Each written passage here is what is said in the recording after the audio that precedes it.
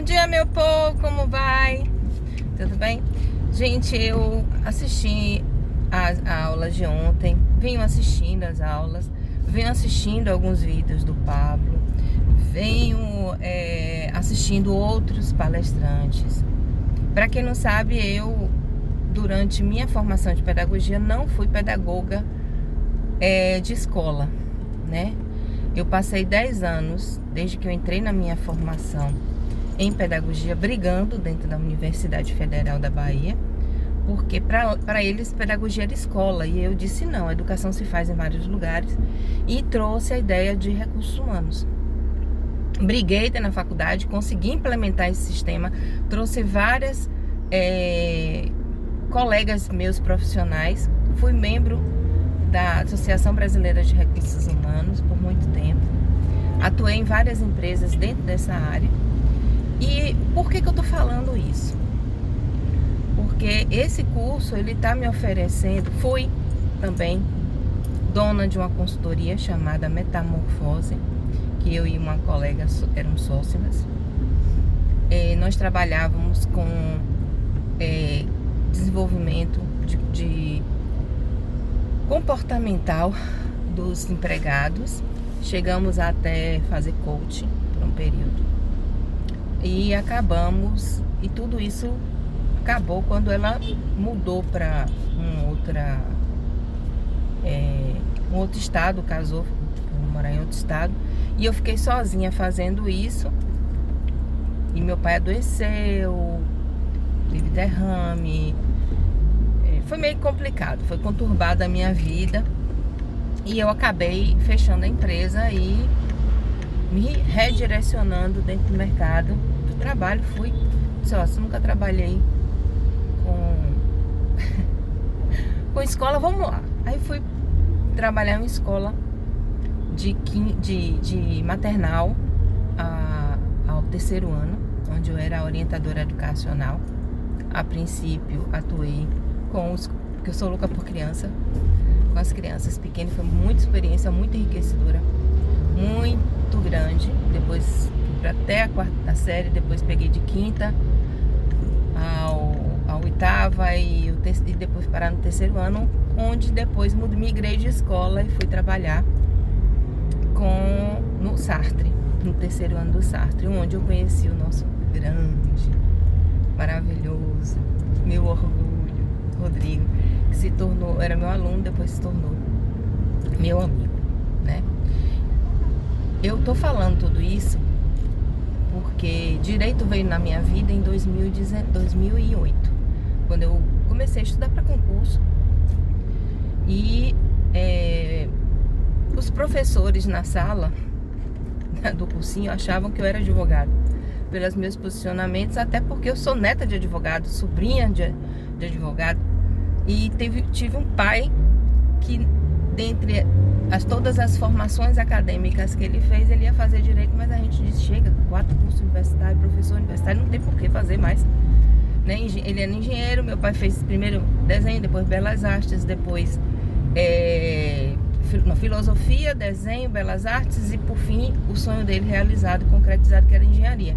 Só que aos 58 anos resolveu que iria fazer direito, por causa de um fato ocorrido com meu irmão, no qual ele defendeu usando do direito educacional. Meu pai é professor, engenheiro e tal. Bom, por que eu tô falando essa minha trajetória? Eu entrei na faculdade de Direito em 2009, porque eu estava fazendo mestrado em educação quando meu pai estava no leito da UTI, virou e disse, minha filha, eu não quero morrer se ele vier advogado. E eu fui fazer direito, eu já gostava, né? Aí mexeu por dentro, deu aquela foguinha, né? Bom, e eu quero dizer a vocês o seguinte, nessa minha essa mentoria me fez resgatar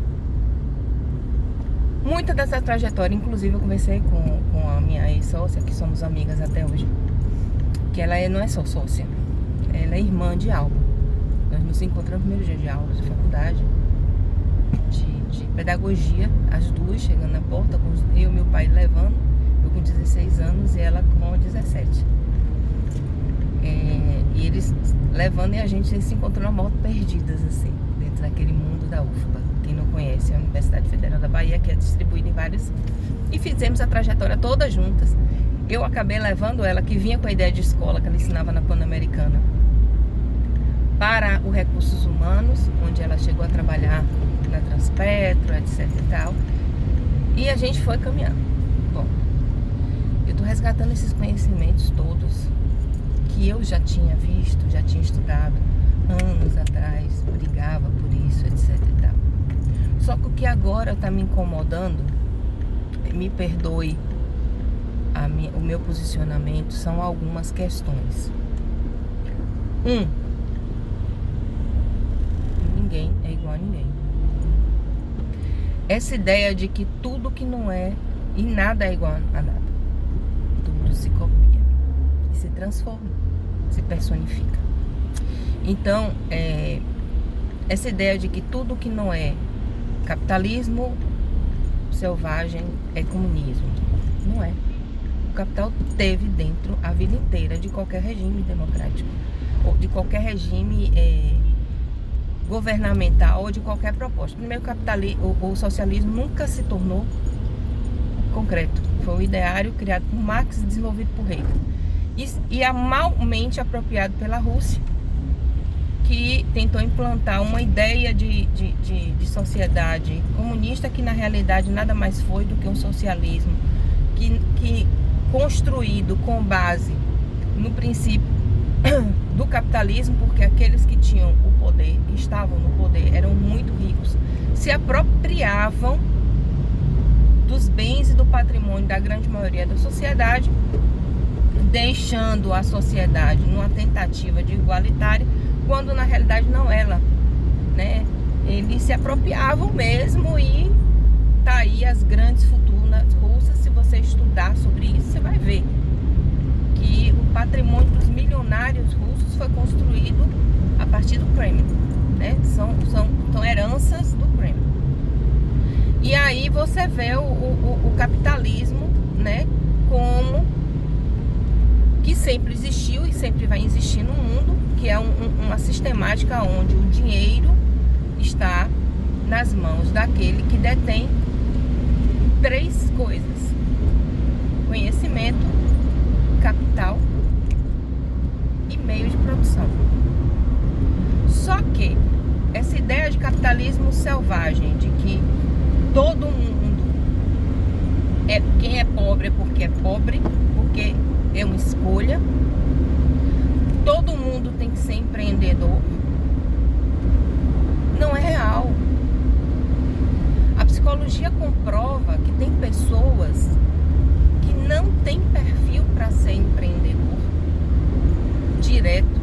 Tem pessoas que não têm perfil para ser personalidade, não é nem perfil, é personalidade de ser líder, gestor.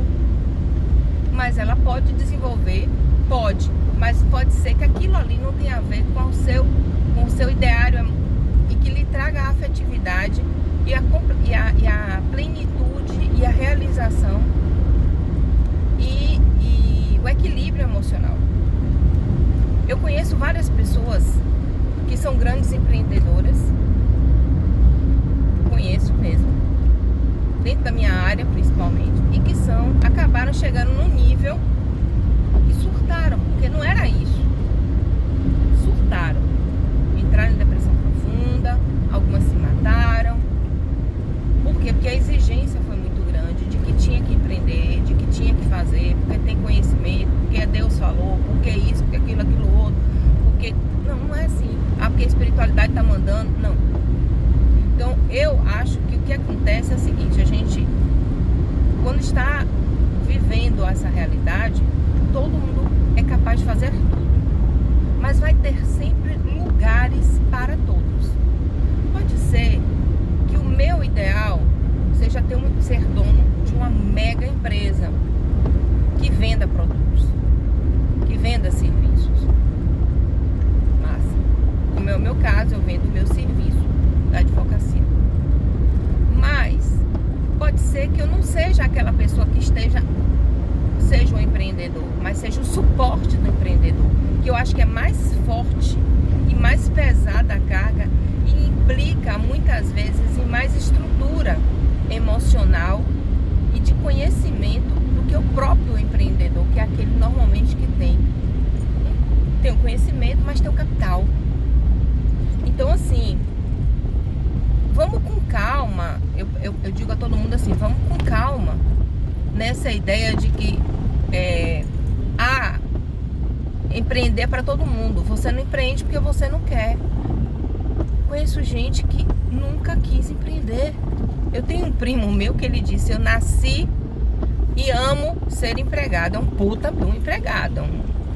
É um empregado top de linha, tem um salário que muita gente empreendendo não tem, porque ele trabalha numa multinacional, né? Ele tá aposentado, pra vocês verem, ele tá aposentado e a empresa não libera. Ele todo dia diz: eu tô doido pra me livrar disso aqui. Mas o capital intelectual dele permitiu a ele chegar no nível que ele é até o presente momento imprescindível. E a capacidade dele também de resiliência. Mas ele diz: eu não quero nunca. Eu disse: mas menino, tu sabe porque tu não pega tua bagagem, teu conhecimento. Já teve gente, já teve empresário que disse: velho, eu entro com capital, se tu não quiser empreender do teu, que ele tem condição de fazer isso. E a gente monta a nossa empresa. Eu não quero, não é isso que eu quero pra minha vida. Eu adoro estar no meu lugar. Eu conheço pessoas da minha área, principalmente, que advogar, gente, é empreender pesado. Requer de você muito investimento. Investimento em roupa, investimento em maquinário, porque os sistemas da justiça, principalmente pós-pandemia, mudou muito. Investimento em estrutura física, investimento em estrutura tecnológica, no sentido de buscar novos aplicativos, novos sistemas. Tá aí o GPD que está exigindo do advogado. O advogado requer todo santo dia estudar, porque aquele advogado que senta na cadeira, que copia e cola, vai para lugar nenhum. Por que eu tô falando isso? Eu tenho colegas meus que não tem perfil nenhum de advogado empreendedor. Tem perfil daquele cara que vai dar tem muito conhecimento, mas ele é para ser um juiz. E ok, para ele tá ótimo. Ele vai ganhar o dinheiro dele como juiz, e como faz parte da própria estrutura da magistratura, da carreira jurídica pública, você tem que também dar aula. Massa. Então, assim, eu tô falando essas questões aqui. Eu sei que no grupo tem psicólogos, eu sei que no grupo tem como é que chama? Pessoas em formação. O que a gente precisa entender saber o seu propósito é fundamental. Mas saber o equilíbrio disso, para evitar frustrações, para evitar que você mais adiante crie um complexo de inferioridade que vá lhe causar bloqueios e sentimentos de incompetência e de incapacidade, pelo simples fato de que não é isso, não está dentro de você ser o dono do seu negócio, ganhar tanto dinheiro, ser, como é que chama? Ser o máximo do máximo. Eu fui criada, e é o meu conhecimento de psicologia e a minha experiência de vida me permite dizer hoje que, devido a essa ideia que me foi implementada de que o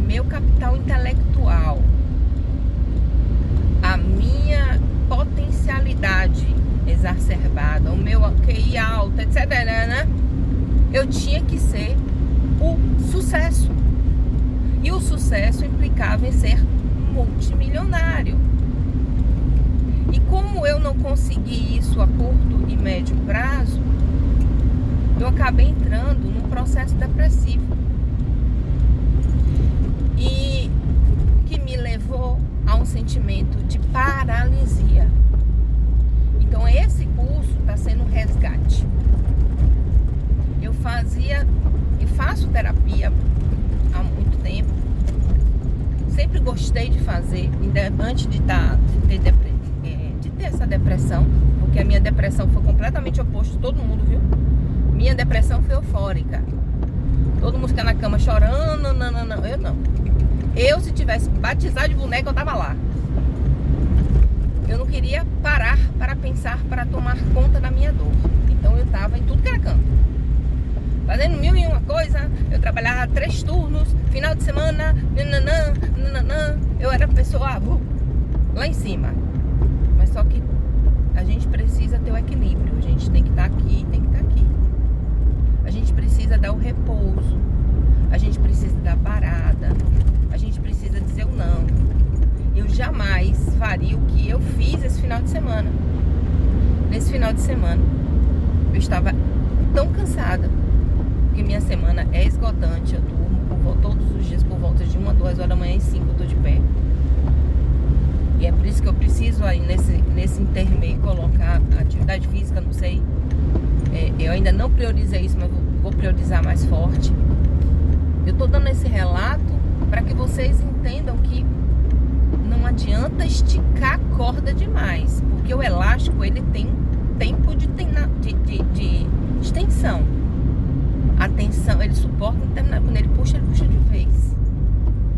Então, vamos aprender a respeitar o desejo do outro. Vamos aprender a olhar o outro.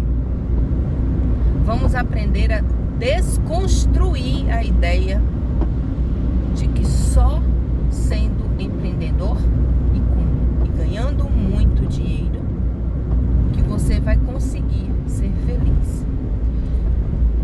O seu posicionamento na sociedade implica sim em você ter sucesso, mas sucesso com equilíbrio, mas sucesso com respeito a si e ao próximo, porque quem não respeita a si não respeita o próximo. Se você gosta e deseja fazer uma universidade assim como eu fiz, faça. Se você não gosta, não faça. Mas uma coisa eu digo: se manter atualizado, aprendendo, é fundamental. E nunca, em absoluto, se prive a uma linha filosófica de pensamento, porque toda hegemonia é burra. Toda homogeneidade, toda hegemonia é burra e toda homogeneidade é burra. Saia da sua caixinha. Aprenda a olhar o outro, a fazer diálogos analíticos e dialéticos na sua mente. Busque em cada uma das coisas que você tem aprendido neste contexto que é proveitoso ou não. E não queira ser igual a ninguém, porque você é ser humano único, especial, forte, e só você é capaz de fazer o diferencial na sua vida para ser exemplo para outros.